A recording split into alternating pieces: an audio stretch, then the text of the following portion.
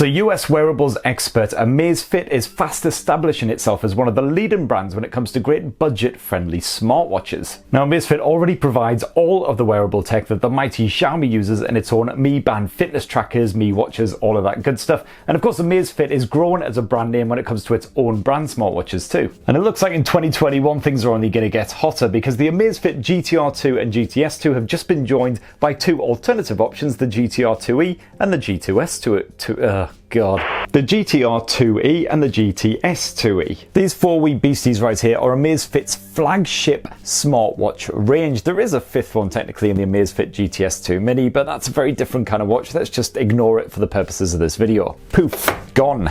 No, I mean, seriously, this is a good watch as well, but it's a cheaper, less feature-packed alternative, so I'll cover that in a different video and instead concentrate on the other four. So let's take a look at how these four watches stack up, which one might be best for you, and for more of the latest greatest tech, please do subscribe and ding that notifications bell. Cheers! Unboxing and setting up four devices at the same time. Now, the E in the name of the two new smartwatches, the GTS 2E and the GTR 2E, unsurprisingly stands for Essential. They've got a design very, very similar to the original smartwatch, but now they've had some of those premium features stripped out just for a more affordable price point. So for instance, you can no longer stream music offline from the watches to a pair of Bluetooth headphones if you're, hitting the pavement, the gym, doing whatever fit people do. But you do still get a lot of that great Amazfit functionality, such as, for instance, an offline voice assistant. And when you first open up your shiny spangly new Amazfit watch box, you've got obviously the watch itself. You also get a proprietary charger to actually power the little bugger back up. And that's essentially like every other smartwatch charger. It's a USB cable with the proprietary dock at the end. Just slap it on there and it holds firm with a magnetic connection. And you also get yourself a big fat chunky user manual as well to explain everything you could possibly need to know in a huge variety of languages. But you're not going to need that because I'm going to explain it all to you anyway. Now at a quick glance, the most obvious difference between the Amazfit GTSs and the GTRs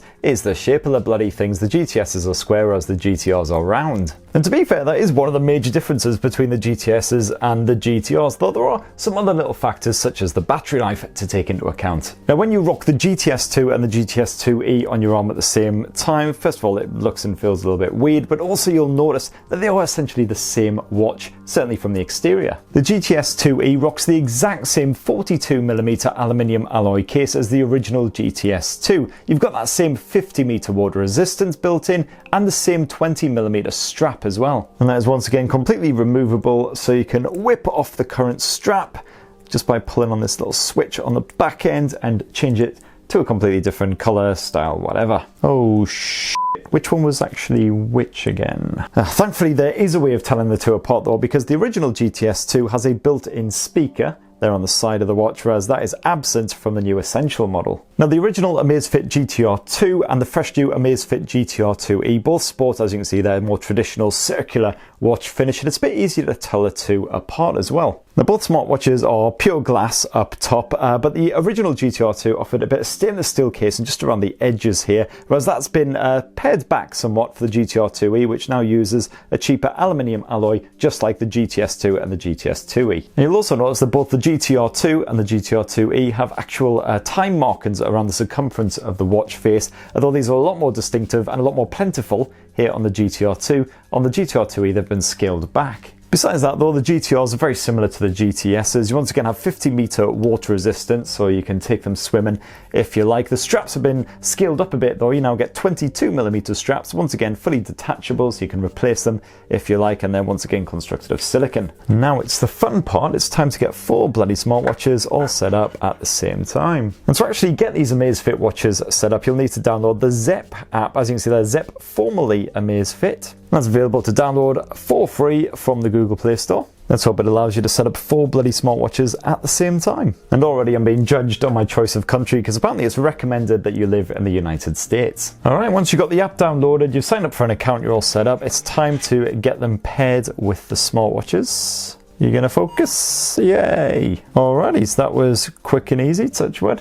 Now the Zepp app is pretty good and it's basically the same functionality for all four Amazfit smartwatches. No matter what your choice is, you'll get the same features on this bad boy, including the usual sass about how little exercise you've been doing. And don't trust me on that weight, by the way, that's a very vague estimate. I can't remember the last time I weighed myself. Gives you information on your heart rate, 24-hour heart rate tracking on all 4 of these devices. They can also do sleep tracking as well if you're interested in how much kip you've been getting. And you can manage all of the different features on your Amazfit smartwatch through the app itself as well, including alarms, schedules, setting up the targets, all that good stuff. Can't measure a baby's weight, unfortunately. Not really sure what that's about. Now, as well we know it's the GTS 2 and the GTS 2E that have the square display in this family, and it's the exact same display pretty much as well. It's a 1.65 AMOLED panel on both of these bad boys. Although apparently the Amazfit Watch GTS 2E, the essential version, has 2.5D glass instead of 3D. Does it make a difference? Not really. You've got nice skinny bezels surrounding that display, so it seems to stretch pretty much edge to edge, and it's the exact same 341 pixel per inches as well, so in terms of the clarity, both nice and sharp. On the Amazfit GTR 2 and the GTR 2E, it's a slightly bigger display. It's a 1.39 incher. Once again, an AMOLED panel, so as you can see, they're nice punchy colours and nice and bright on the top brightness as well. You've got full automatic brightness if you want it. And it's 326 pixels per inch on the pair of them, so not quite as sharp as the GTS's, but really you won't notice the difference. And the good news with all 4 of these Amazfit smartwatches having an OLED display is that you get an always on display option with all 4 of them as well. So you don't need to raise your wrist. Try that again. You don't have to raise your wrist awkwardly in order to check out the time. You can just have a little sideways glance at that watch face. You can actually fully schedule the always on display as well just by diving into the settings, go into display and brightness, and it's all in there along with like the auto screen on options. Whether you go for the square GTS or the rounded GTR will impact on your selection of watch faces. The GTR has a selection of watch faces that are better suited to that rounded display, whereas the GTS tends to make the most of that square panel instead. But you've got very similar options. You've got a good variety of analog and digital options on both. And of course, one difference when it comes to the functionality of the GTS 2 versus the GTR 2s is the fact that on the GTS 2 watches, you've got a single physical side button, whereas you get a bit of dual side button action here on the GTRs. Now on the GTS 2 and the GTS 2E, you have a single function button here on the side that will obviously wake up the watch when you push it, but you can fully customize what it does in the settings as well. So for instance, you can double push that button to, by default, start a workout, but you can change that to whatever you want. Do a bit of heart rate monitoring, bring up the music controls, open up your notifications, all kinds of stuff. Both the GTR 2 and the GTR 2E, a tap of that top button will load up the main watch face, and then another tap will get you into your apps list. You can't double tap that top button to do any workout action because you've got that bottom button that basically does the same as a double tap of the single button on the GTS's. And once again, this can be fully customized, so it's set to workout by default, but you can get it to load up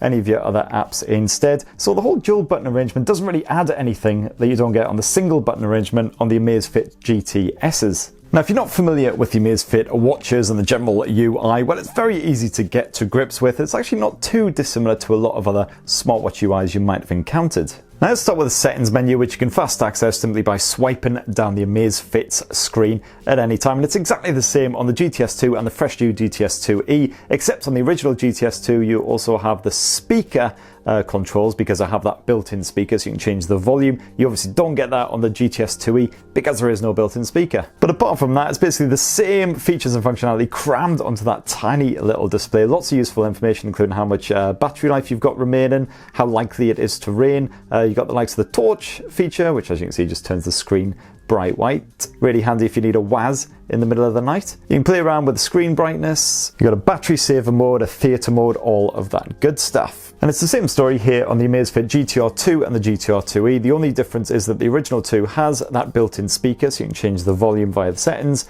Don't get that on the 2E. Of course, all 4 smartwatches, as standard, offer full notification support, so you get all those useful little bits popping in there. And then if you swipe this way, it's basically all of your essential information at a quick glance, including any upcoming alarms, schedules, stuff that you've got coming up, as well as a quick glance at your vital stats. If you swipe this way, this is a fully customizable section where you can basically set up, again, fast access to all of your main apps, including the likes of the heart rate sensor, weather, media controls. And as far as the apps go, you've basically got the same bunch of stuff on all 4 of these smartwatches, just arranged in a slightly different order to make it that little bit more awkward when demonstrating that on camera. If you dive into that good old Zep app again, you can actually change the exact layout of the app, so you can get your favorite ones up at the top so you're not constantly scrolling through in order to get to them. Just long press and off you go.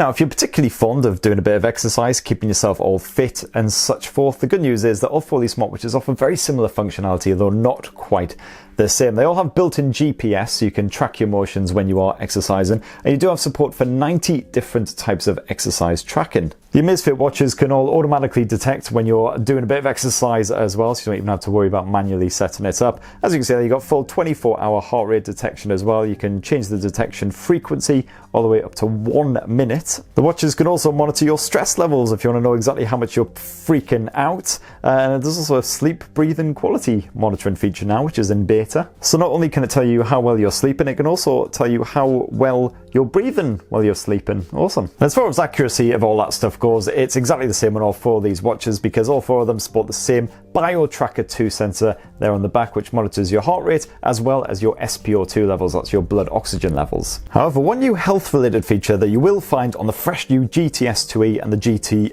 2E is a new temperature sensor. As you can see there, this can detect precisely how hot you are at any given time, either in centigrade or Fahrenheit, whatever you prefer, which is actually probably quite useful in these COVID-y days where that's a key indicator of how plaguey you are. It may also be useful for exercise shenanigans. I don't really know because I don't really like exercise. Of course, while they gain a temperature sensor, the new 2E smartwatches also lose that built-in speaker, so you can't make calls over Bluetooth, you can just receive call notifications. But to be fair, that just means you'll have to pull your phone out of your pocket or bag or whatever instead of speaking at your arm. But the good news is those essential watches still have the built-in mic, so you can still use the offline assistant. So, for instance, when you first wake the watch, you'll notice this little blue icon pops up down below. That means that the assistant is listening. So, for instance, you can say, oops, open weather app.